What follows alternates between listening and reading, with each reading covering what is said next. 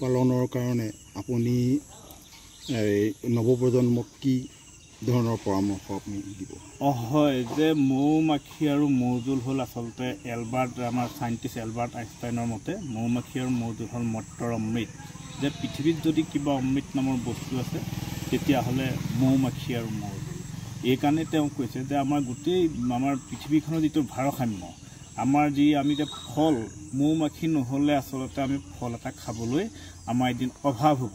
যি তাৰিখলৈকে পৃথিৱীত মৌ মাখি জীয়াই থাকিব সেই তাৰিখলৈকে পৃথিৱী জীয়াই থাকিব। যি তাৰিখে মৌ মাখি ধ্বংস হ'ব হয়তো তাৰ অলপ দিনৰ পিছত পৃথিৱীখন ধ্বংস হ'ব। কাৰণ এইটোৱেই যে মৌ মাখিয়ে যিটো পলিনেশ্যন প্ৰক্ৰিয়া, যে এটা মেল ফুল এটা ফিমেল ফুলৰ যিটো তেওঁলোকৰ পলিনেশ্যন, সেই পলিনেশ্যনটো মৌ মাখিয়ে কৰে আৰু মৌ মাখিয়ে কৰি দিয়াৰ পাছত সেই ফিমেল ফুলটোত ফল এটা লাগে। যদি মৌ মাখিয়ে পৃথিৱী নাথাকে তেতিয়াহ'লে ফল কেনেকৈ লাগিব?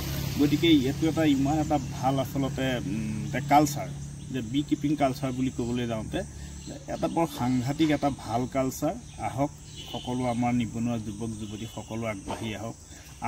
আমিও শিকি আচলতে ইয়াৰ শেষ মই আগতেই কৈছোঁ যে মৌ মাখিৰ ওপৰত জ্ঞান ল'বলৈ সহজ যদিও কিন্তু জ্ঞান কেতিয়াও শেষ নহয়। প্ৰতিদিনে এটা নতুন নতুন জ্ঞান লাভ কৰিব পাৰি।